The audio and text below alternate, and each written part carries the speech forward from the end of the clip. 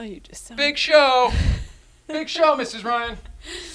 Monique Thomas is in the house. Press on the button. Okay. Feel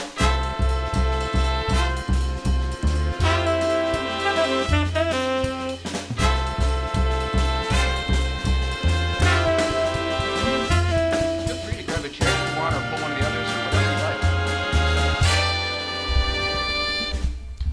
You're a regular at this by now. You know Hi, what's Mrs. up. Ryan. Hello. Good morning. Oh, Good evening. Good evening. Good night. It's a nighttime show. Good evening it's and night. Tonight's show. Good morning, good evening, and tonight. Truman Show. Oh, there you go. Yeah. Threw me off there, Mrs. Ryan. I love it. Sorry. No, it's great. It's great. Everybody's keeping me on my toes today. It's fantastic.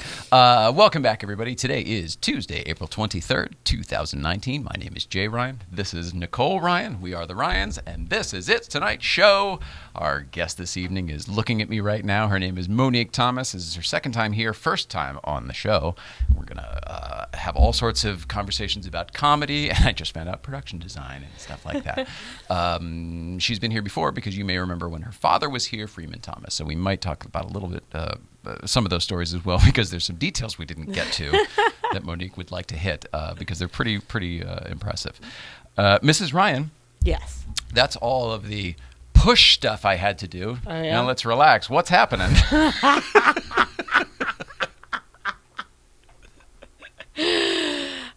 It's been a busy morning. Has it? Because I haven't slept.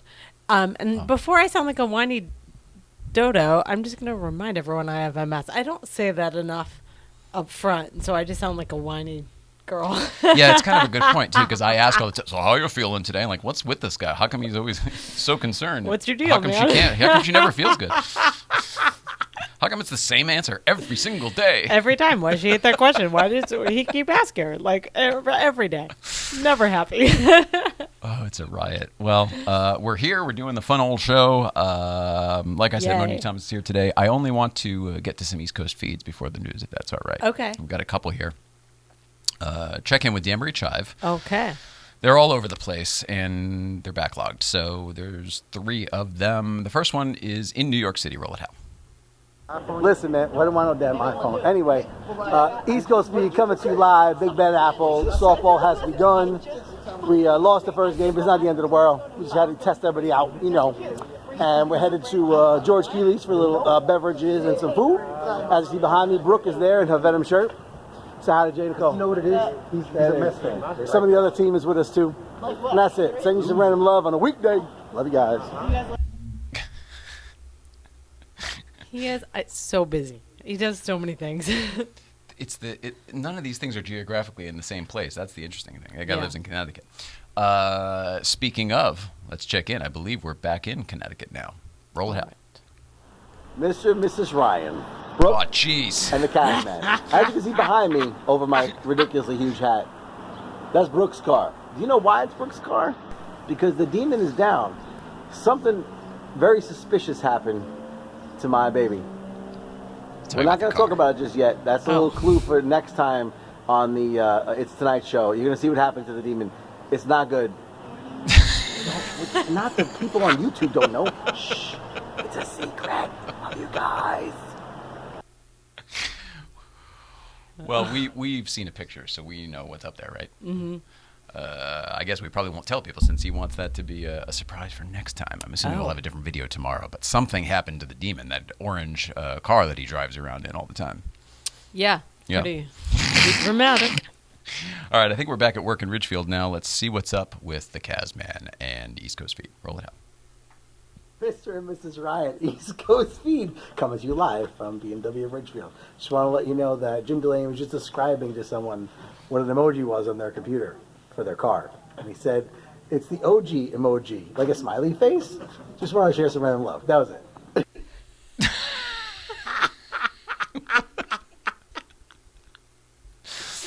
It is the OG emoji, isn't it? I think so. Yeah. I love people's interpretations of emojis. It's hilarious. And, What do you mean? Emojis and like acronyms. Like I heard a story of a guy that said LOL after everything to like every Oh, in text real life? Oh, okay. because he thought it meant lots of love. Oh God, that was his sign off. Yes, and like to people that like lost loved ones and Yeah. like whatever. So it's just always interesting to see what people think things mean. That one's common. I mean, I can see that one. That's pretty funny. I remember way back in the day, people asking in those chat rooms and stuff that we were talking about earlier, what does LOL mean? And someone responded, laughing out loud, and I'm like, no, seriously, I really don't know. That happened to me. That was real. Hilarious. The old days of the AOL dot whatever fan groups, New all internet. that shit. Dial Yeah. up. So funny. 15, no, I think 56K was the good one. Like if you had 56K, you were rocking it. Speaking of rocking it, Mrs. Ryan, I'd like to ask the question that's on everyone's mind. What's going on, Mrs. Ryan? Scotland is testing a seemingly energy self-sufficient aircraft. It's got solar panels on it, but it's really kind of run more like a blimp, so I don't necessarily know what it's going to be for. I saw it too. You did? Yeah. It's longer, I guess. It's a blimp with wings, really. I mean, it looks like a what do they call them in the old days? Dirigible in the old days. It looks like an airship, but it's got like wings and an upright in the back and stuff. It looks like a flying blimp. It looks like a flying. Is it not a flying blimp? Why aren't we just calling it a flying blimp? I don't know why they're not. Oh. It goes through the air to me like how a fish swims. So like there's lots of different, and it's based on helium, which is I believe a resource that's going away. I was told is that true? we're not going to have helium blooms for much longer. Oh, I remember that. Who knows? But it's neat that they're applying. Oh, they want to use this for spreading communication and Wi-Fi, like telecommunications and Wi-Fi. Just blimp? That's gonna really? That kind of technology, because it can like get lighter and heavier than air. So that's the purpose of it. Wild. Yeah. Very wild. Who knows? Yeah, this is totally unrelated. But speaking of airships, I found out an interesting detail yesterday. We watched that TV show, The OA. I love that show. But the second season had a very unique location, and I looked it up. It's actually a real place in San Francisco. Do you know where I'm talking about? The hospital, the Treasure Island Hospital. That neat thing with the office in the top and everything. It's a real building, but specifically it was used in Indiana Jones and the Last Crusade as the airport for the airships in Germany. Cool. Yeah. There you go. Yeah, weird. In other blimp news. There's not enough of it. Scientists are using more human-like technology to explore. This is so neat. When I was a kid, I wanted to be an explorer, but like people were like, "We've already found everything. I know. It's not a I job." remember that. Yes. And so it's kind of like we get to do that stuff all over again, because people are figuring out how to apply different technologies in different ways. So when we growing up, the Earth was a rock that had layers of this and this and this, and that's the end. I remember that mantle and lava and the whole thing. And now they're using ultrasound technology to look deeper, and they're finding a totally different topography in there of like a mountain range and like different things and molten rocks that change with temperature and pressure. So there's a whole neat thing under there. So we could take be explorers. Yeah, I agree with you. We don't know anything, let alone we already know everything. We don't know anything. I believe it's the same technology, but something similar happened like last year, sometime down in South America, and that's how they discovered all those ruins, which then all of a sudden put civilization much older in that area than they had thought, and blah, blah, blah, blah, blah. It's fascinating. It's all covered by jungle, but it wasn't at one point. Right. I mean, in Egypt, supposedly, and I believe this, what we see as the desert and the whole bit, the pyramids of Giza and all of that stuff, it used to be like beautiful, lush rainforest. Yeah. When the Nile was closer to the pyramids and all that stuff. So it's, everything is everything. This whole place is much older than any of us have any idea. We have no idea. It's neat that we try to figure it out, but stop putting so much stock in everything because we don't know shit. Right. So, yeah, we get to explore all over again. If you have an open mind, you can find out lots of cool stuff. In general, that's a great advice. Thanks. An Illinois man has a new job thanks to a cop that had a ton of compassion. And, like, this is one of my favorite stories because it did not go any direction I thought it would. Some kid in Alabama was on his way to a job interview. Hang on. Some kid in Alabama was pulled over for having expired tags. on his way to a job interview. That's yes. not. He's pulled over for having expired tags. When the cop pulled him over, the kid's excuse was. The kid said, I'm on my way to a job interview. And the cop did. The cop ran all of his stuff and found out that his license was expired too and was like, you can't drive this. And the kid was like, then can you give me a ride? Because I don't know what to do. I'm trying to get a job. I can't pay for this stuff unless I get the job. It's a catch-22. Right. And so the cop was like, fine. Brought the car home and gave him a ride to the interview. The kid actually brought him to the interview. Yeah, and he got the job. And the kid got the job. So, and he hopes to be. They're going to be in contact from here on out, like maybe a mentorship or something. Super, super cool story. Yeah, great story. And there's just stuff like that I'm finding everywhere, and it makes me happy. I highly recommend for all of our social media people and our Instagrammers and all that stuff, I highly recommend following the local Los Angeles police agencies. They're very entertaining. They're trying to ingratiate themselves into the public eye again to be peace officers instead of just fuck cops. Right. You know what I mean? And it's really nice that they're constantly showing the things that they do to help people, whether it's just fixing somebody's spare tire on the side of the road. You know, that's not their job. But doing something like that, and or they try to make light. There's the West Valley CHP guys specifically. I want to give a shout out to you guys. Very, very funny stuff. Also, Beverly Hills Police Department. Very, very funny stuff. You think I'm exaggerating? Go click on their profiles and look at some of their shit. It's like they've got comedians writing for them. Awesome. It's really, really great, and they're all posing and doing different things. And to me, it doesn't make light of what they do for a living. It shows that there is this great side and they're real people and blah, blah, blah. It's not just, fuck the police. That's pretty rad. People that get into professions like that for the real reasons are actually pretty good people most of the time. Yeah. So, they do fun, cool, awesome stuff. It's neat. It's neat they have an outlet to showcase. A lot of people choose that career because they want to help people. Yeah. Not just for the power trip that we associate sometimes. Right. That is. It only takes one bad experience, you know what I mean? And then you paint everybody with the same color. We got to stop doing. We as people should stop doing that. It's tough. It's tough. Yeah, drop expectations, good or bad, about everyone. I think. This was. Did I say Illinois before? Yes, I met Illinois. Illinois man. Okay, well, this story is in Alabama, and a young man. It was really kind of one guy that started it. Went out to dinner. And saw this woman, this older lady, by herself, and was like, I'll just talk to. I wouldn't want to eat by myself. I don't mind personally, but some people really, it bothers them. And so he was like, can I talk to you for a minute? Join you, sure. And she was like, sure. And through just a normal conversation that doesn't always happen because we're also afraid to talk to people next to us and just be vulnerable and open and say hello, which is crazy. And so I'm going to make a goal to not be so closed off. But he found out that her husband had passed away and the next day would have been their 60th wedding anniversary. And so he invited her to join him and his friends for dinner. And they all were they had a blast. I bet they did. They had such a nice time. He's like, this changed my life. It changed my perspective on life. So it's super easy to change your perspective on things.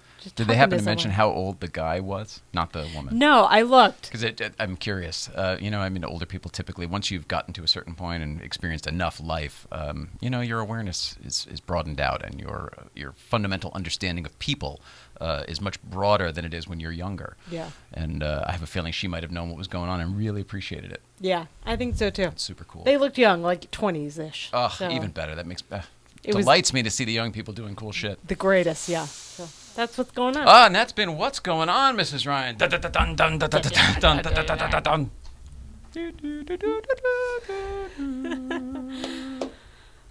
Yes, people are awesome today. You're awesome today. Thanks. How you feeling? Did we get to that? We talked about why you don't talk about it anymore, but how are you feeling today? You look fabulous. Thanks. I feel horrible, but I think that's a good thing because I think it's now that I can feel the pain. I used to not feel pain. Yeah. So now I feel pain and it sucks, but I think that's a good thing. So I'm taking it that way. Do you still think there's any possibility that you're still expelling old shit? You know what I mean? Like old trauma, old drama, old whatever, old toxins, all of the stuff. It's all there, and yes. Remember when you first started losing weight, from your illness and everything? It was like all the toxins and everything keep going through you. It's a weird situation. I get really heady about it. I have lots of thoughts about it, and there's a reason my right side is the one that's shorter than my left side. all of that stuff I look at. But I do think it's all related to the experiences I've had in my life that are toxic. So Yeah. I have to really just own all of it and just look at all of it. That's all of us, by the way. That's all of us too. Yeah. for you. Yeah. So and the other part of it for me is I'm wired wrong. I have oh shit, what did he call it? Something where I think I'm asleep but I'm not, and vice versa. So like last night was a lot of like, you know that show Maniac Yeah, the Netflix with show. Jonah and Emma. So a With lot Huggers of their for Hire or whatever. yeah. Friends for Hire. Some of those dream sequences of like where they're reliving experiences are a little animated and like A little cartoony. a little cartoony, and some of them like she turns into a sorceress and like she plays different characters, and so does Jonah. Anyway, paradoxical insomnia is the name of what I was trying to think of before. So a lot of my waking / sleeping moments are like that. Where like I don't necessarily know what's real. Dream state almost. So it's a lot of that I have to sort through and be like, this is pain, this is discomfort, this is waking, this is like it's all that weird stuff. But you're going to wake up now, right? Because we got a show to do. Am I sleeping? You're going to wake up. That's Jesus. Wake up. Oh man, that's why I don't like talking. I just No, I ramble. didn't mean now. No, I meant like we were in the middle of a dream. You know. I know. All right, Mrs. Ryan, let's take a quick break and bring in our guest. Monique Thomas is going to Awesome. be in here, sitting in that chair right there when we get back after this. More to come. See you in a few. Awesome. Yay! Just give us a couple.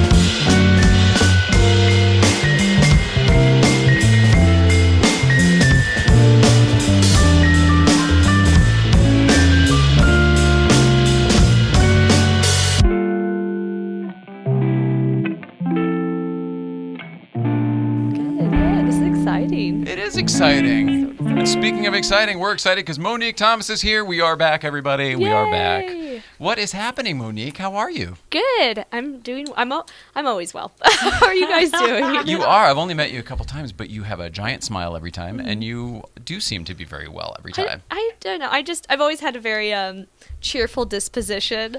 Like my friends call me Little Miss Sunshine. I don't know. Isn't that a good thing? No, it's a great thing.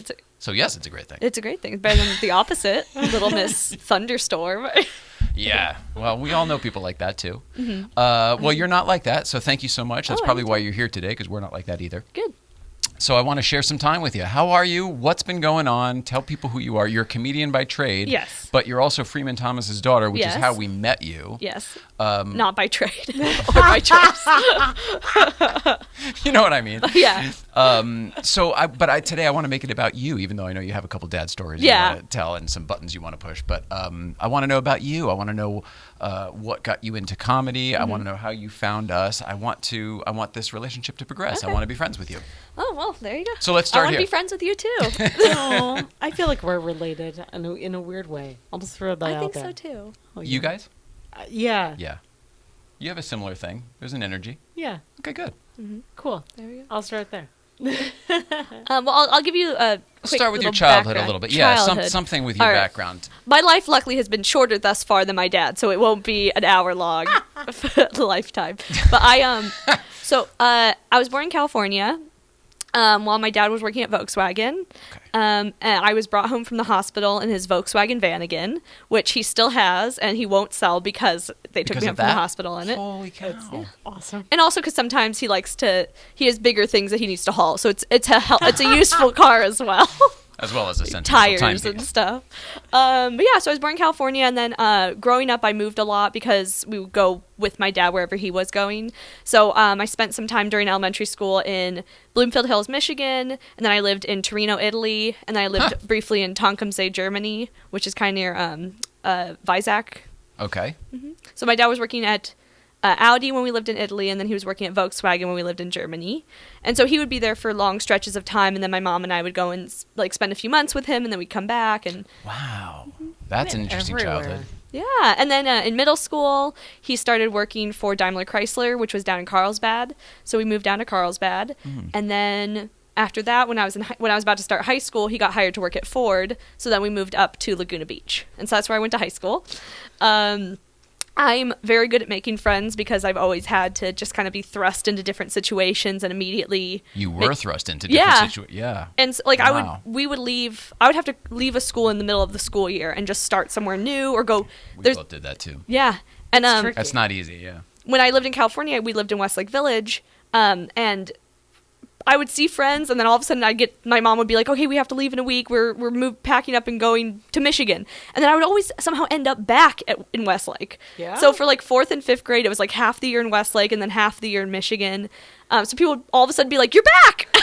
Holy smokes. And it was just because your dad was in both places, so you guys were in both places? So all of 3rd grade, I was in Michigan.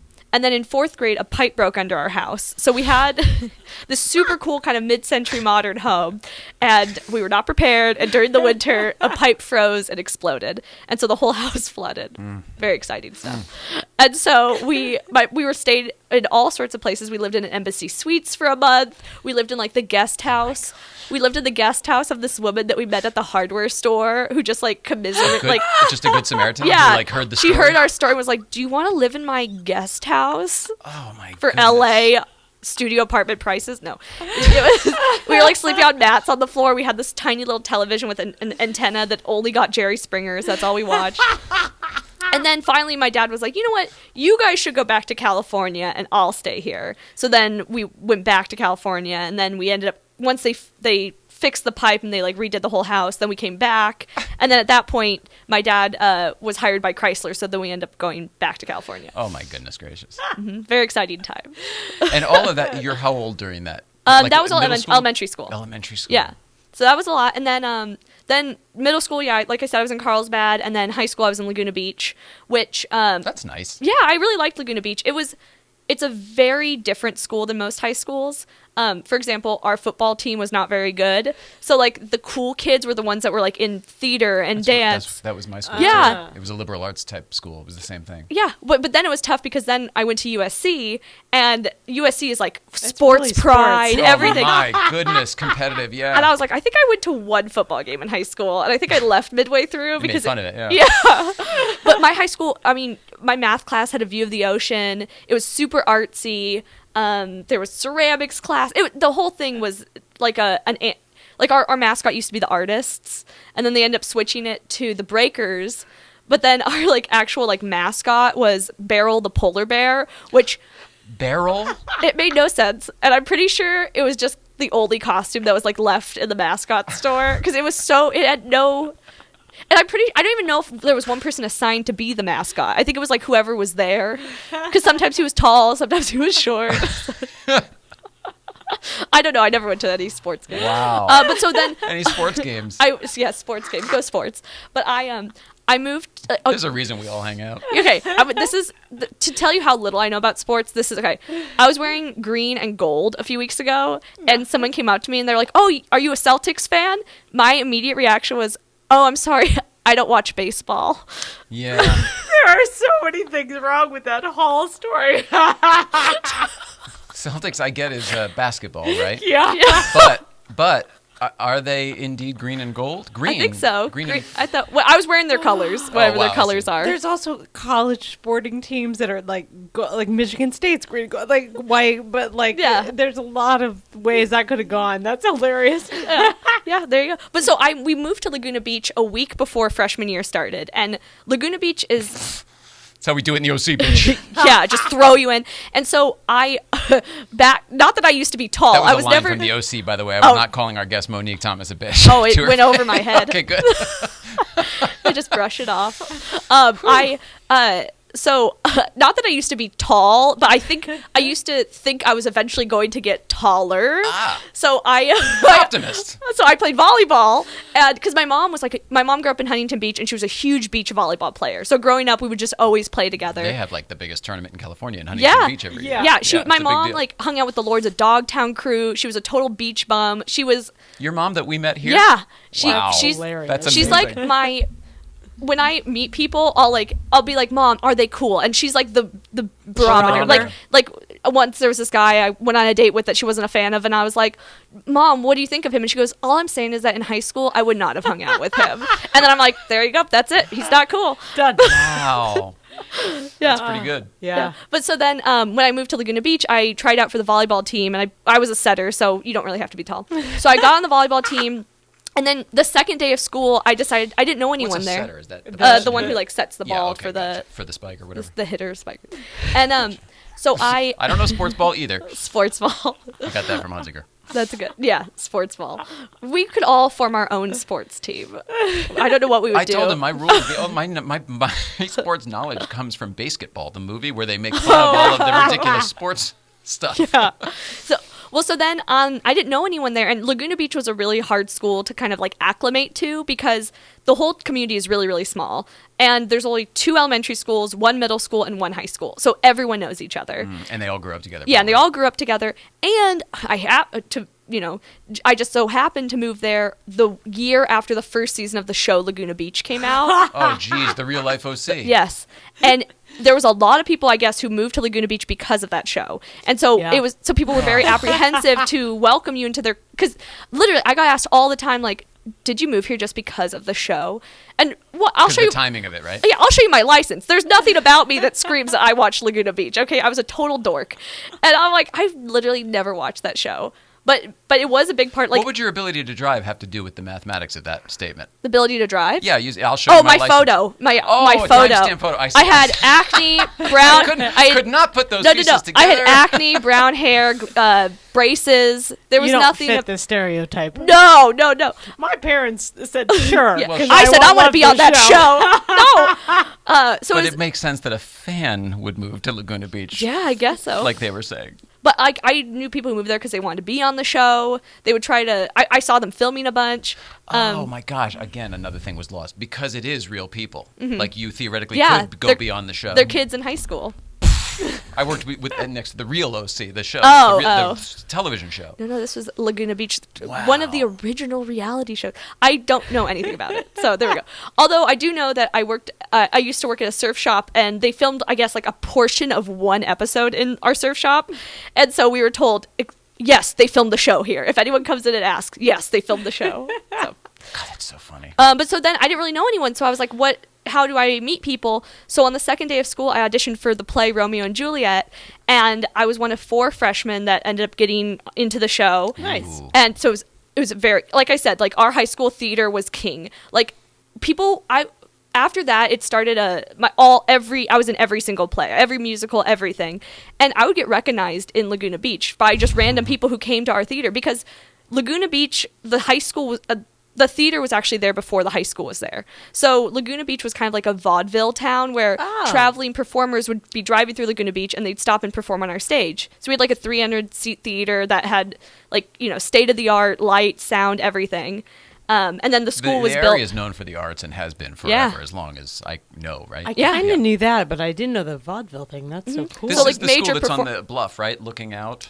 Is it like up on the hill? Yeah, it's not really like overlooking the ocean. Like you can see the ocean, but it's not. I think you're thinking of like Pacific Rim or one. That could be the one that when you're down not up, you Pacific look on Rim. the hill and you can see it there. Yeah, when you're on PCH, I think that's an elementary school. Okay. Again. Yeah, where you can like play soccer and Not look at the ocean.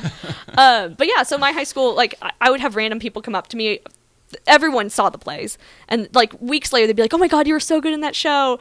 And so I wanted to get better parts, so I started studying classical opera with this private teacher who taught all the people who were in the show. So basically, anyone who had like a major part in the show took private voice lessons from her. And so I had always loved singing, but I never took lessons or really like knew technically how to do it.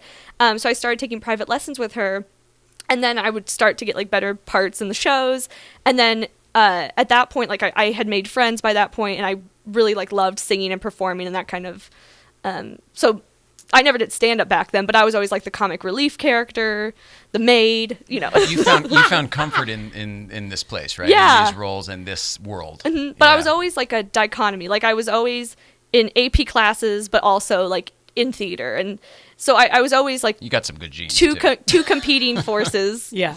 So in high school it was tough because it's like, do I pursue the arts or do I pursue like something more academic?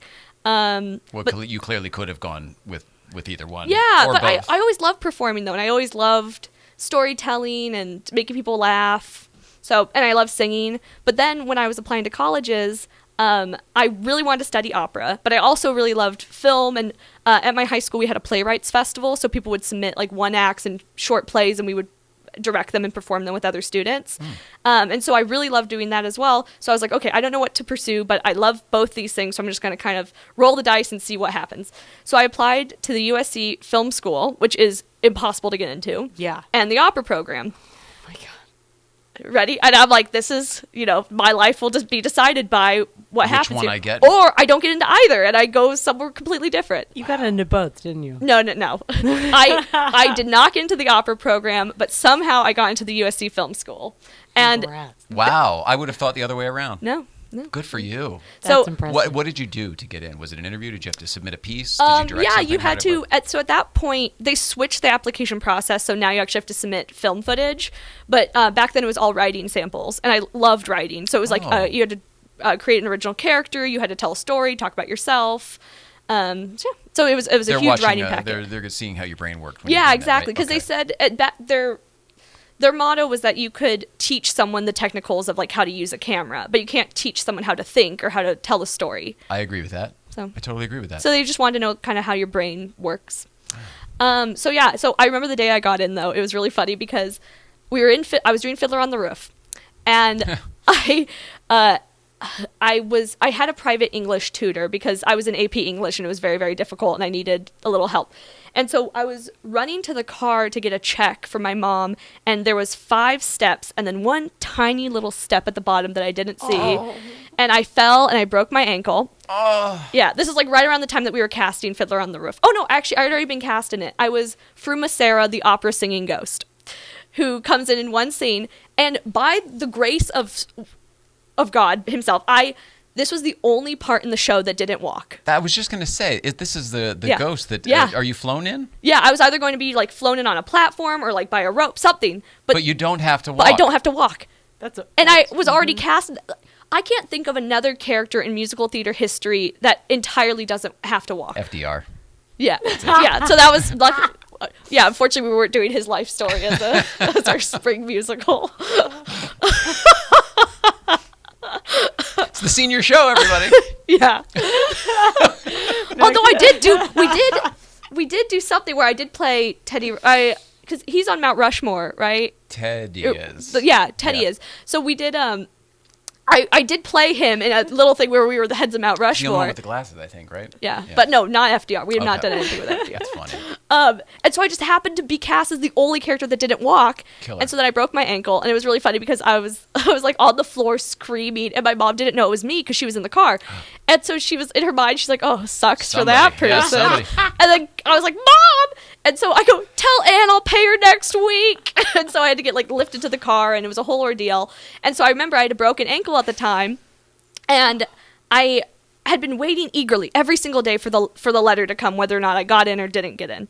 And then one day I had been told by a friend who was also waiting for the letter to come that he was like, "I heard that like the letters are coming out on Monday." So this was like Saturday or something. So finally one day I was like, okay, I don't have to worry about running to the mailbox, getting this letter. And so all of a sudden I spent the night at my friend's house, and I get a call from my dad being like, "There's a big envelope here for you. You should..." Oh, big envelope. She told me about that. Oh, yeah, it's all about the big envelope. Yeah. The little one's like, oh, boo. Yeah, the big envelope. And so my friend drove me home, because I had a broken ankle, so I couldn't drive. And I hobbled my way into the house, and then I got in, and that was it. Wow. And so then at that point, I kind of thought that acting was a hobby. Acting and singing was, this was a sign. I didn't get into the opera program, but I got into the film school, which is impossible. Be a director, probably. Yeah. I'm going to figure out what to do, but this is like where I'm meant the to job be. path. Yeah. And so then I studied film. It's writing, directing, editing, sound editing, production design, everything. And everyone kind of falls into their place. Like, a lot of people go in there wanting to be a director. A lot of people want to go in there wanting to be a sound editor. And they all kind of like, on our student films, they fill those gaps, and so they kind of pick their path. But I liked a lot of different things. But then since my dad was a car designer, I had always been around design, color, texture, and no one wanted to do production design. And so I was like, wait, so if I pursue this thing that I already have like an innate ability for, I could have like an important role on many different projects, because literally no one wanted to do production design. Yeah. You're future-proofing your whole career there. Yeah. And something you're interested in. Yeah. And so then once I graduated, I became like the go-to production designer from my class. And I production designed 2 feature films. Wow. I've done tons of music videos, commercials, tons of stuff. Wow. Yeah. It was really crazy experiences. I lived in a cabin along Lake Superior for a month. I lived in Kansas in a haunted house that we were filming a horror movie in. Holy crap! This is you're on location for shoots. Yeah. Oh my goodness. So we lived and worked in the exact same house, and so I was constantly running around leaving passive aggressive notes for people like, "You're a grown adult. Put your dishes away. Clean up your mess." Yeah, clean up your mess. These are prop dishes. Don't use these dishes. Yeah, we had a seance one night. Awesome. But yeah, so we were just staying in the house that we were filming in, so it was really, really cool. So I got to have all these experiences that I never imagined ever having. And then fast forward a little bit after that, so once the films came out, we started doing like festival runs with them. So the house on Pine Street, the movie that we filmed in Michigan was called Superior. And it was set in 1969 about 2 boys who take the 1,300-mile bike ride around Lake Superior. And then the other movie was The House on Pine Street, about a pregnant woman and her husband that move into this house that's haunted, and she starts to go crazy. So like Amityville Horror type of thing, yeah, like something happens. Yeah, Gotcha. Rosemary's Baby vein. And so The House on Pine Street, we ended up like going on a huge festival run with it. It premiered, it had its European premiere at a big horror festival in Spain, in Bilbao. And so I got You to said like horror, right? Horror, Just yeah. making sure. Yeah, no, yes, horror. And so we got to fly over there, and I think the stand-up bug started during like doing the press junkets for these things, because we would be doing Q&As all the time and talking to press to promote the movie, and people would always ask you the same questions, and so you started over and refining your stories and coming up with like little funny jokes, ways to get through it. Yeah, absolutely. Although I That's did realize your whole that life. that in Spain we had a translator on stage with us. Oh no. I don't translate well. No, I would say something. I would say something that was like, "Oh, this is a sure bet." Like this. Oh, this gets a laugh every time. And then she would translate it radio silent. She didn't hit the beats. No, and it was like an 800-person theater. If you want to feel silence, especially when you've got the confidence. Yeah. Oh, that is heavy silence. Yeah, that like has weight to it. Yeah. it's heavy air. Yeah. And so then after doing production design after I graduated, I kind of hit a peak where Did you enjoy it? I do know really you enjoy liked it, but did you really? And I still do I it. get for a passion. I love design. Yeah, I loved it. I liked the people I was working with, and I liked storytelling, and I liked traveling and doing something different. And I loved I still do production I meant the design all production the time. design part. Yeah. Yeah, I love doing that too. But then I just had a moment where I was like, well, I'm doing these freelance jobs. They're paying okay, but I'm spending a lot of time alone in my car, driving around. Is this what I really want to be doing all the time? And so then I really loved working with actors. Like that's one of my favorite things to do on set is always interact with the actors. So I ended up getting a job. Been a director. Yeah. So I ended up working at a talent agency for 2 years. And, oh, wow. Yeah. I didn't know that. Yeah. So I had a whole turn where I was like, I want to try Can having. you say which one? Yeah, I worked at CESD. The kids one, yeah. Cunningham, Ascot, Slevin, Doherty. So they're an amazing agency, really known for voiceover, on-camera commercial. They represent Flo from the Progressive commercials. Yeah. Okay. Really great She's agency. very funny, by the way. Yeah. She's a good comedian. Yeah, she's amazing. And then all the agents are incredible. It's a smaller agency where they have a lot of clients, but they don't have a lot of agents. Yeah. So everyone really gets to know each other Teams, well. like Yeah. yeah. There's a lot of camaraderie. People are there for a really long time. Like some of the agents have been there 40 plus years. And so I ended up working there in the voiceover department for 2 years. Nice. Uh-oh. And You're about good at that, too. and about 6 months into working there, I would get off work every day at 6:30, and I didn't really have a lot going on. So I was like, I need something to do in the evenings. And I used to love performing, but at that point I was already resigned to the fact that I would never do it again. And so It's weird, too, if you're working at a talent agency and then going and performing at Yeah. night. It's like, well, what do you want to do? Well, You so know? then my friend was like, well, why don't we do a stand-up class? Because I loved writing. I loved, telling jokes and stuff. So I was like, oh, okay, that could be fun. So we just took a class just as like something to do in the evenings. Time killer. Yeah, and then it kind of caught like wildfire. As soon as I was performing again, it was like, why did I ever stop doing this? So I continued to work at the agency for 2 years because, one, it was good for my resume, and I really didn't want to leave. I really enjoyed what I was doing there, but I didn't know if I wanted to be an agent or what I wanted to pursue, but I really liked the people, and so I continued to work there. And then after 2 years, I was like, you know what, I'm ready for the next thing. I've been doing stand-up. I've performed at all the major clubs now. I've been featured on the Laugh Factory's YouTube channel. I've, made some traction. Yeah, clearly there's something momentum going. So I decided to leave and try doing voiceover myself. And so I immediately signed up for a class, and almost like out of the gate, I booked a non-union online like internet commercial. And so I was friends with the agents because we had all worked together for a long time. Yeah. And so I just started, I would hang out with them, and I'd mention offhandedly that I had booked a commercial. And this was They're around. like, wait, you're working? Yeah. And so now I'm actually represented by the agency that I worked at. How funny is that? I love it. Yeah. So And are they getting you work? Yeah. So I've been Beautiful. doing tons of auditions for them, and I'm represented through the on-camera commercial department as well. So I go out for commercial auditions. So it's a good place for you to be. yeah. But you never know where things. I've just always been like a yes person and just kind of like see where the chips fall, and so far I've liked where the chips have fallen. So Good for you. Yeah. Well, you are so positive in general. yeah. So it's been fun, and then So that's how you got back to performing, and that's Yeah. where we are now. But Yeah. you do more than just voiceover. yeah. Well, so I still do tons of comedy. I performed last week at the Hollywood Improv, which was an That was incredible your show. second time there, yeah? That was my Or second multiple? time there. And Yeah. how was it? It was really, really fun. Tax day, too. And it was tax and Yeah. the day before my birthday.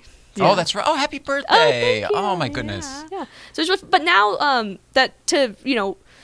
now that I have free time since I'm not working a full-time job, I also do production design. So I like today I got a text message asking to production design a shoot in 2 weeks. I did one last week with Idris Elba. Oh, no kidding. Nice. So I designed like I don't know if I'm allowed to talk about it, but I can show you pictures privately. But I designed a set that he's in for this particular project. Cool. That's very cool. Yeah. Are these are non-union jobs, right? Yeah, I'm not in the union. These I'm trying to think. That is a career. No, yeah. So that's I'm mostly doing non-union. I don't really have ambitions to eventually join the union for that. I'm Sure. trying to join SAG currently, so that's Is that difficult for you? Is it being difficult for Well, you? it is because there used to be more like, not loopholes, but I think there was a period of time where everyone was joining, and now they've made it a little bit harder to become eligible. Well, you used to just join AFTRA, and then you were SAG Yeah. eligible. So then all you had to do was like either pay or book something. I don't even remember. But in the old days when I was working, people were kissing up to us to get vouchers. Yes. To get a SAG voucher. And then I guess if you get 3 vouchers, then you could join. Exactly. Or So I have something like 2. that. Oh, okay. I only need one more. But also a Taft-Hartley gig, I feel like would be very Well, obvious and easy for they you. have to.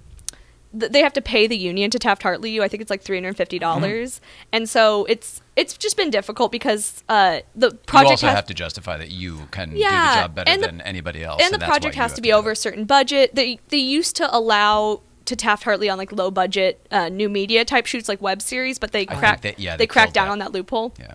Because a lot of That people was were easy. doing it. Well, because you can make your own film. Yeah, well, exactly. All right, I'm in the union. Like, they would know someone who was in the union who would kind of like sponsor the project, Right. Yep, that's and all then you they gotta were do. able to get in, even if they'd never actually made the project. Oh Even my if they just God. had the intention to make it, but Wow. then It sounds like That is worse. citizenship on the corporate side. But I live right next to the SAG-AFTRA building. You So, do? yeah, I see it every day. Yeah, I was going to say, just start knocking on the door. I know I should just be like, hey, you. But now there's there's more and more non-union jobs, so I'm in the midst of like what's next. But like I said, I'm not worried about you. I'm Yeah. not worried about you at all. Yeah. I'm serious. I'm serious. It's You been just fun. everything about you, you're just fine. Oh, thank you. You're on the way somewhere. Yeah. But like you We'll said just before, see like where- I'm always well. Like I believe you. Yeah. I believe you when you say that. Some people. Or not. I'm also just someone who I don't know, like I pick what to worry about and what not to worry about, and because we were talking earlier about like right and left brain stuff. It's Very much so. because I can definitely spin my wheels for a long time about something that's not that important, and at a certain point you take a step back and you're like, okay, what am I getting out of this? Is this worth my time? Is this worth my energy? Because like I'm someone who does anything I do it to the nth degree. There's no HA, no half-ass. Right. So Otherwise, it's like, why? yeah, or like, yeah, why are you doing it? So, I get it. yeah. That one I get. Well, because also it's like your I'd rather name on not it. move on it if it can't be as good as it could be. I agree. Yeah, and then sometimes I think that like we all gain a certain amount of like common sense about like when to act on things and when not to act on things. And not that I'm psychic or anything, but there's been certain times in my life where I've just had a feeling of like, don't move on this so quickly, and then Yeah. all of a sudden things have changed. Yep. It would have been wasted effort. Yeah, like there was a project I was doing costumes for a few years ago. It was a music video, and the day before the shoot, I was supposed to run out and get a mascot uniform, and I just had a feeling. I had a weird feeling of like, just take your time on this. The shoot got canceled, Yeah. so thank God I didn't run out and get everything, and so. Yeah, that happens. But yeah, but it's been really fun. I've met a lot of people both in front of the camera and behind the camera. It's interesting when I work on film shoots because I'll be behind the camera, but I'm also thinking like, oh, I've also done that. And then when I'm in front of the camera, I also think I've also done that. So it's interesting. But How do you deal with we were talking about I used to float. I think on my resume it used to say right brain competent, left brain dominant or something like that. Whatever, some cute little clever way to say it. But they were pretty equal and I could do both. I was very apt at both. But you seem to be that way, but you are still that way. When we had a life change and everything, my left side just chucked, and it was like you're supposed to be creative your whole life. You've been wasting your time. Get back to work. How do you deal? Do you think that will ever happen to you, for one, or do you think that you will just always be able to float in the middle and do I think both, I had which would be great. I think I already had a period where that happened. Oh, okay. Where it's interesting, like when I quit acting and I went to film school, it was almost like I kind of like lost a part of myself. Like Wow. I remember I was at Disneyland with a friend, and normally I'm super outgoing and super adventurous, and something was happening, and my friend was like, why don't you find out what's going on? And I was like, no, I don't really want. All of a sudden I was like sheepish, like I didn't. You're a I had- different person. You're talking to yeah. the wrong person. And yeah. then she was like, what are you talking about? Like, you're the one who always finds out what's going on. And then it kind of clicked, and I was like, wow, and it's not that, I just think it was because I had quit performing that I all of a sudden just, like, reverted into, like, not that I've ever been introverted, but but you took your extrovert out. Yeah. Yeah. And so, because I didn't really have that creative outlet of performing, I think I kind of, shelved it for a I little just bit. shelved it for a little bit. But then in the last few years, once I started doing stand-up and performing again, and then still doing film stuff, it's like all of a sudden I'm firing on all cylinders, and I feel like I'm back to kind of where I like to be. this could be good advice for us as well. Yeah. No, I'm taking this very interesting to me. I never really thought about it. Obviously, the more interactions you have with people, the more synapse fire, the more on your A game you can be, right? But I also, like, for example, like in high school, I went to Laguna Beach High School, so I went to Laguna Beach High School, and then my good friend, Bianca at the time, she lived in Westlake Village. So on weekends, I would often go and visit her. When I was in Laguna Beach, I was known as, like, the drama nerd, the AP classes. Like, there was one time I showed up at a party, and it was almost, you could hear, like, a record scratch. People were like, "What are you moved here for this?" No, they were like, "What are you doing?" Because I was the kind of person where, like, maybe we weren't, like, the best of friends, but, like, the day before the test, you would call me to study with you. Because I was just... You were an asset. Yeah, but, like, you would never talk to me any other time. Not go to a party. Yeah, but you would never, like, invite me to your party, but you would want to study with me. So I was that person. But then when I would go and visit Bianca in Westlake, I was a super fun, outgoing, funny person. I was, like, a totally different person. And so then it was interesting because once I got to college, those two things started to morph where I was like, wait, I could be the smart person and the funny person and outgoing, but also... So now I feel like I'm trying to embody both those things. So whatever the shakeup that we went through, whatever you experienced it a long time ago, and you've actually balanced out since, is what it sounds like. So maybe there's hope for us. Maybe. I think so. But it's just, you have Just kidding. You always have to find some kind of right brain activity to occupy yourself with. Well, that's my issue now. Is it's only that. You know what I mean, it's the logistic brain. Then you need to start accounting, doing your taxes, do something. Now you need a left brain activity I know, right? Learn to play bridge. Well, that's an interesting... Oh, right. I wrote Canasta. You're Canasta. Well, I knew it was some outdated card game. You're working on a documentary right now about Bridge, the card game. So, not Canasta. No, not Canasta. So, when I graduated, the film Superior that I production designed was with a team of guys from a company called Beyond the Porch. So, we all graduated together, and then they formed that production company. And so, since at that point, I was like the production designer person. I was the behind the camera, creative, but also like just get shit done person. And then once I started doing stand-up, I kind of like almost rebranded myself in people's minds. So then that same production company was getting ready to do a feature-length documentary about the world of competitive bridge. So which there is one. I was not aware. Yes, there is. Okay. The average age of a bridge player, though, is currently, I think it's 76, now and it goes up. It goes up 1 year every year. But back in like the doesn't that? Yeah, well, there we go. So, but back new players. But back in the 1940s, bridge was actually the second favorite sport in America next to baseball. Sport. It's a sport. It's an Olympic sport. It competes every 2 years in the World Games, which is overseen by the Olympic Committee. So if you compete at bridge at that level, you are an Olympian. I may not know what bridge is. I just thought it was some fancy Crazy Eights or something. You know? No, what I mean? it's so it's a trick-taking card game. Like, have you ever played spades? I think when I was a kid, I did play spades. So it's similar where there's four people. You want the cards. You don't want to get rid of the cards, right? Well, it's not really that you take cards, or it's not. You don't like accumulate other people's cards. There's four people at a table. You and your partner sit across from each other, and then another partnership sits across from their partner. Each person is given... it's a strategy game. Yeah, it's a strategy game. I remember that. So each person's given 13 cards, and the goal is to play the highest card in every suit that's played. So if it goes Jack of Hearts, Queen of Hearts, King of Hearts, Ace of Hearts. Now, I win. But the tricky part is that you have to remember what's been played. So, for example, at the beginning of the game, the 10 of Hearts wasn't valuable. But now that I know every card above it has been played, now my 10 of Hearts is valuable. It's the highest card, right? Yeah. But when you win a hand, you pick up all the No, cards? you only keep the cards that you have. So then once you win that hand, you take the trick, and then you lay your card in front of you. So at the end of the game, you should have 13 cards face down in front of you in a different pattern based on if you won or didn't win that trick. Wow. But it's an incredible game. It is it actually reduces the chances of Alzheimer's and dementia. There's people who play that are 100 years old. It is incredibly, like, when you... Who do you play with? So I play with the group that we made the documentary with. So Ed, Paul, and Stephanie are my bridge partners. And then our bridge coaches are Brian and Samantha, who have been playing bridge for years, and they're like one of the best coaches in the country. They're incredible. Wow. There's coaches. They live around here. This is amazing. Yeah. But so So you're working on a documentary about this. yeah, so since I had kind of rebranded myself as like a comedian, when they were getting ready to do this project, I was actually a second round draft pick. They had so the whole documentary is about like young people learning to play bridge and like competing at a national level and trying to investigate why don't young people play bridge. Yeah, trying to get that percentage down.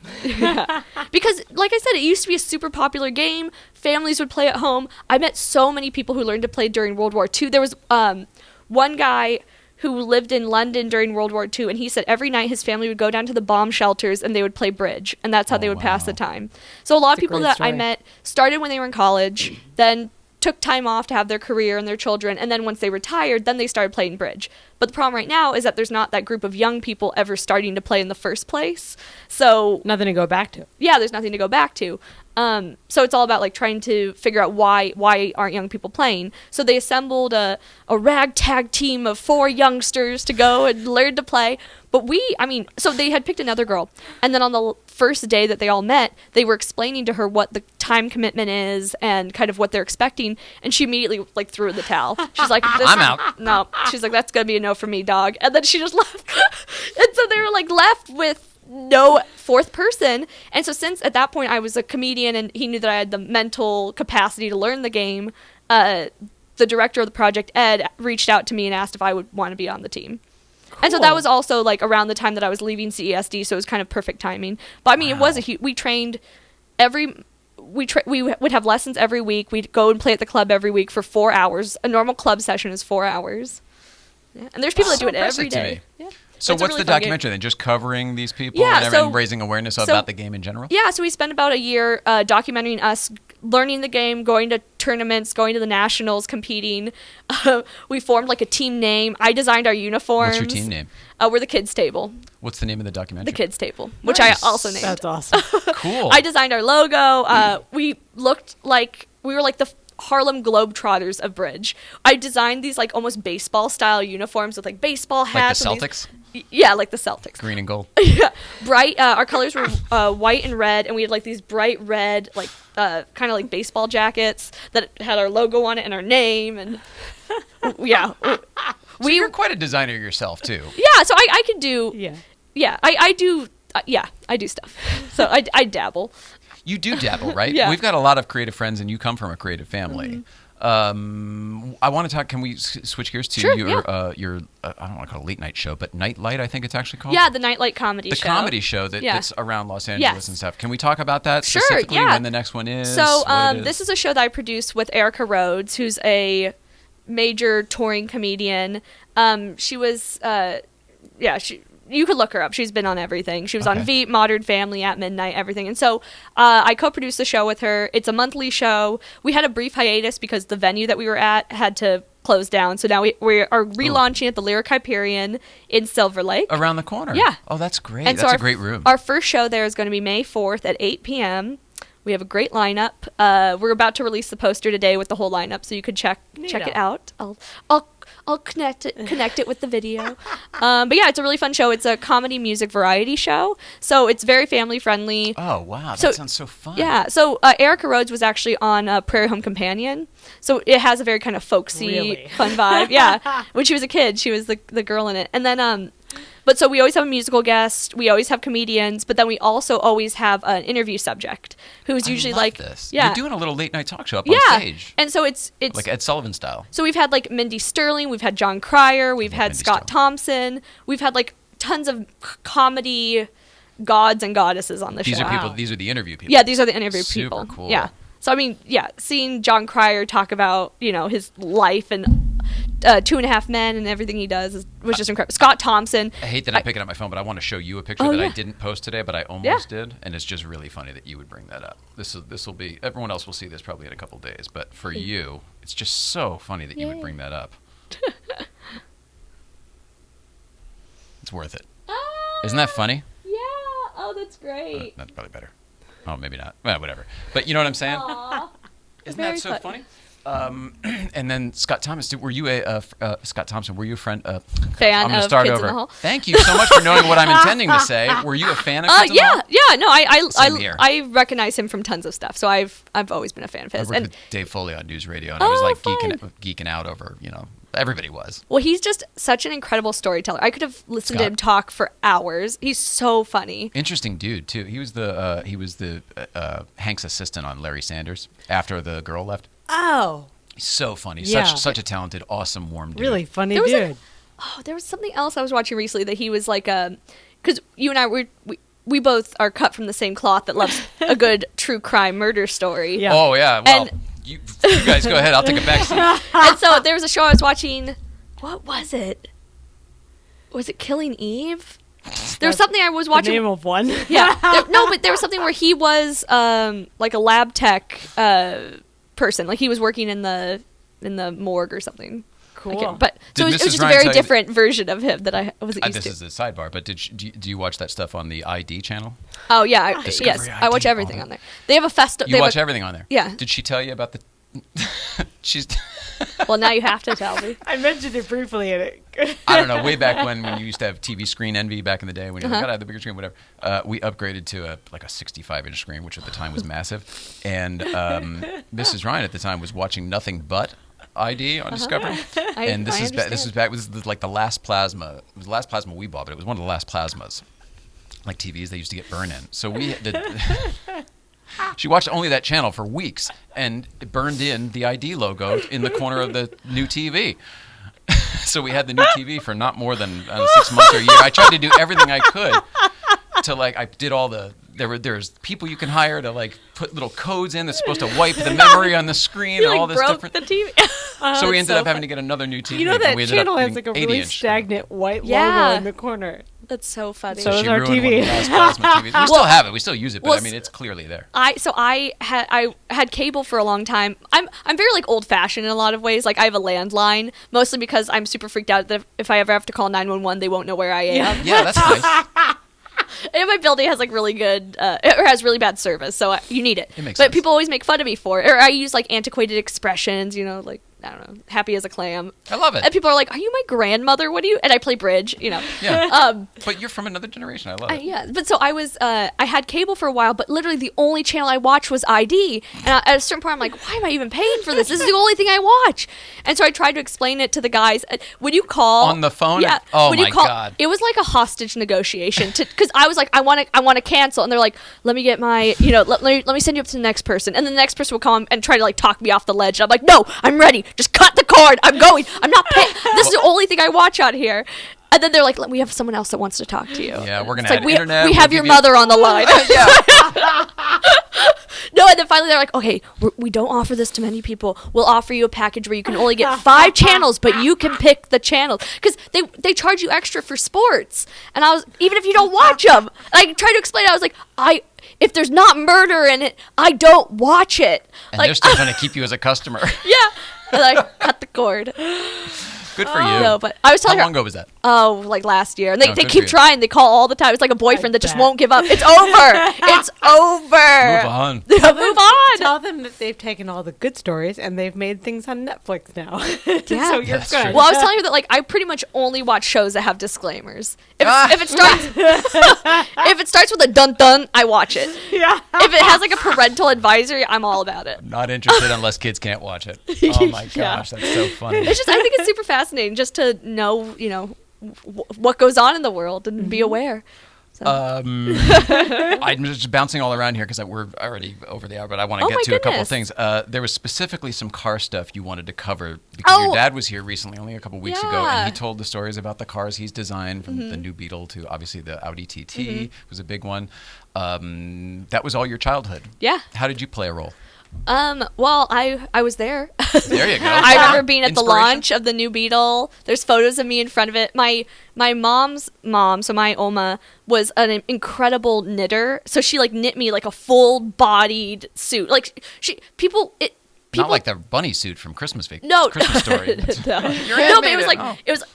I have a picture of it somewhere. I actually think I still have the outfit, but it was a full sweater, pants, everything, all matching, little hat, and there's a photo of me in front of the new Beetle model. I bet is the greatest photo. But the coolest thing about having my dad as my dad is that he did everything we did was to the nth degree. So like normal parents, they take a cardboard box and they make like a little house out of it, but it's usually just like a little box. If I wanted my dad to like build me something, it was a full scale replica of a car made out of cardboard that had wheels that moved, everything. And I remember growing up and like going to the Volkswagen studio and selling Girl Scout cookies and Awesome. seeing what was going on. John Francis Marsh is a famous automotive painter, and there's a very famous picture of me and then Morgan Mays, who is Jay Mays' son, both sitting in like little like toy cars. But I think I'm in the new Beetle, or I'm in the TT and he's in the Beetle. Just the fact that those are the two cars is great. Yeah. So there's a lot of my past that's documented in context to these incredible cars that came about during the same time. So cool. But so the story I want to tell though Yeah. is that the Audi TT was originally supposed to be a 2-seater. And then my dad came home and he showed it to my mom because my dad, he loves like getting our impression on things. And since I'm a millennial, he's constantly like, what do you think of this as a millennial? That's nice. But so back in the day when I was little, the car was supposed to be a 2-seater, and so he pitched it to my mom, and my mom immediately was like, how are we going to take Monique around? And so he changed it, and I'm the reason that it has a back seat. Isn't that something? Yeah. So if I never do anything else of worth in my life, that is it. I'm That's the an reason. amazing. So the Audi TT Coupe is a 2+2 because of me. you. Yeah. That's And pretty it's- neat. At my one of the kids I graduated from USC with was Barry Levinson's son, Jack, and at our graduation, I actually got to meet Barry Levinson, and I told him this story. And the next day, Jack was like, "My dad can't stop telling your Audi TT story. I heard him on the Really? phone telling." I'm like, "Oh my god!" Probably wants to make a movie about it. Yeah. There we go. That'd be a fun movie. I'd watch it. We watched Rain Man recently. He did that, and he's in that. It's so good. Yeah, having my dad as my dad has been incredible. Just one, because he's super talented, and also because he's one of the nicest people in the entire world. He's incredibly supportive of everything I've done, and it's interesting. I almost want to like write a pilot about it, because if I told him I wanted to be an accountant, he would almost be disappointed, because it's like he's so creative that it's like if I told him I want to be a clown tomorrow, he would fully support it. He'd be like, you go out and you be the best clown Yep. ever. Yep. And so once I started, and most parents aren't like that. Most parents Right. want you to fit into a cookie cutter job that has a clear path to it. But when I told him I want to pursue acting and voiceover and stand-up comedy, he was completely like, oh, do it, then be the best at it. I'm so proud of you. Do whatever you want to do. Just do it to the nth degree. What support? Yeah. That's pretty so rad. great. So he's pretty cool. Well, good for you. And we get to go and do fun things together. We're going to Lufka Cult. Across the street. Yeah, Coming up. That's gonna be super fun. I know, Yeah, we'll right? see you there, I bet. Very exciting. Oh, and then And then you're going to Italy too, aren't you? yeah, and then we're gonna go into Villa d'Este, which Pretty will be very cool. exciting. But yeah, like growing up, Jeff Swart was always around as not in the way that like my dad and him were best friends growing up, but like I always saw him. That blew my mind, by the way. Yeah. I know. Did Isn't anyone? that Did everyone incredible? else know that, or was that like? I don't know. That was so interesting Yeah. to me. I've never heard The of whole, before. the whole story. I'm excited to have this conversation with a guy here, and he starts with, "Oh, blah blah blah. This other guy you really like." It's like, wait, what? Well, so one of my first internships was at Radical Media.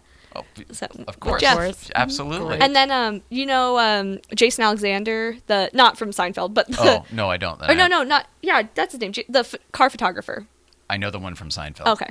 Was Jesse it- Alexander, not Jason. Jesse Alexander, the car photographer. So the first camera that I ever owned was from him. It was an old Holga camera that he gave me. Wow. And you'd recognize So his photographs. He's an incredible I probably do photographer. too, but you painted George Costanza, and I No, worked no, with him not to already, be- so I'm like, blah blah blah. I do love Jason Alexander too. Though. He's a good director, by Yeah. the way. That's what he's doing a lot of. Oh, there you go. But yeah, look up Jesse Alexander. He has documented pretty much every major race for the last 60, 70 years. yeah? He's Wow. incredible. Awesome. How about us? Anything else for us? You guys are incredible. You're incredible. I love what you're doing here, and yeah, thank you guys for having me. Thanks for coming. You're so warm. It's like when your dad was here, it was something, Jeff Swart too was the same way. When you look into someone's eyes and you can just tell that there's like just nothing but goodness in there, you're either the best trickster in the world or you're just solid full of goodness. I'm and a total I just con love you. man. It's all. No, I'm kidding. Good grift. I'm like incapable. I don't know. You seem so genuine, and there's something about that is thank you. Refreshing in this town. Refreshing in this life, by the way. Thank you.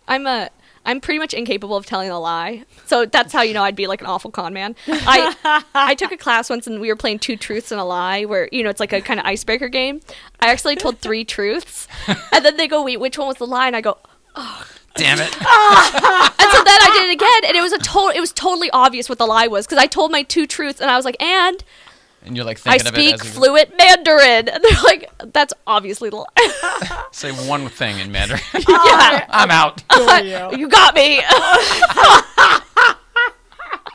So, I'm going to put that on your Wikipedia page saying she speaks fluent Mandarin. Oh yeah, weird. Yeah, I'll make a Wikipedia page eventually. But yeah, I have no idea who updates my dad's Wikipedia page, but they're doing a great job. We don't know. We've absolutely no idea. No idea. There's So stuff just on some there. fan, probably. There's stuff on my dad's Wikipedia page that I didn't even know. I didn't know. And it's true stuff? Yeah, I didn't know my grandfather was an air traffic controller. I had in the military. I knew he was in the military, but I had no idea that was his job. I don't know how anyone else found that out. Wow. But, and your dad knew that? Yeah, my dad knew. But he's not out there. But he's not updated. My page. dad is the most anti-social media. He barely ever looks up himself. I love that with talking to him about that. How do people find you? He's like, I'm pretty private. like just send up a bat signal. Like maybe. No, he's never.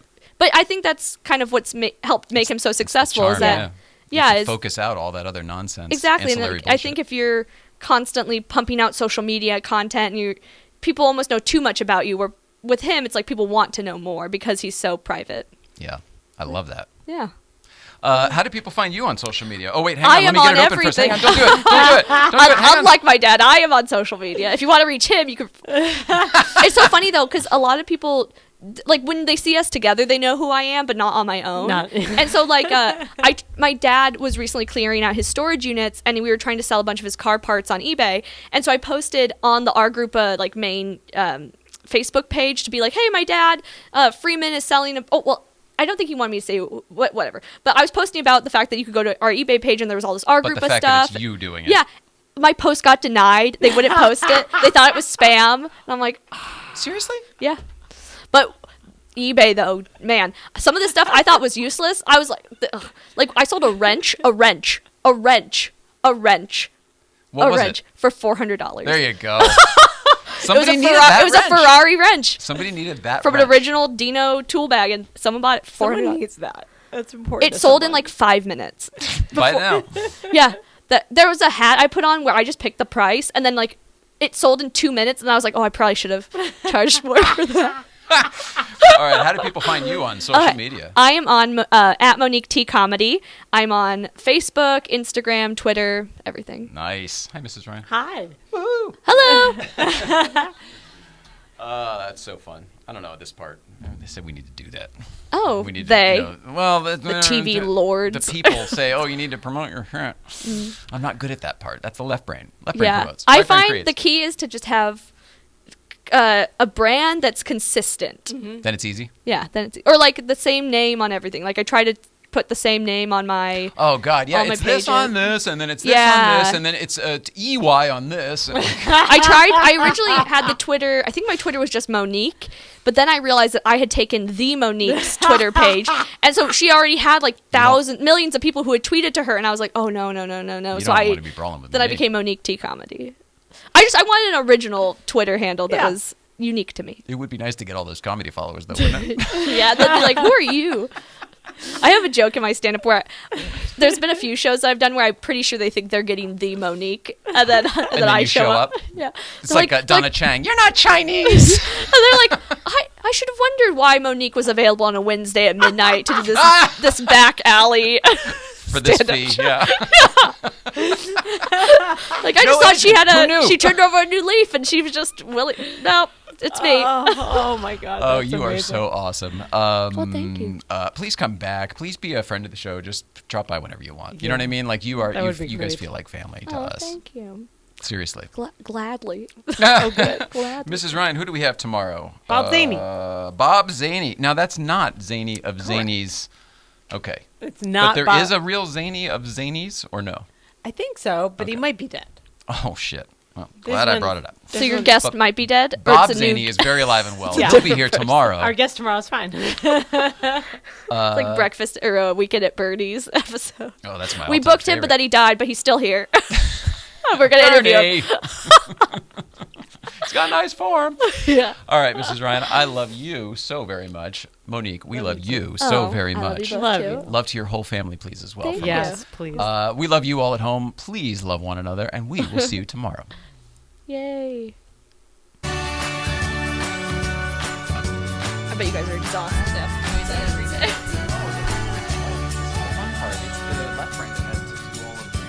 Yeah. Get it somewhere. Yeah, it's that stuff, and when people email silly questions.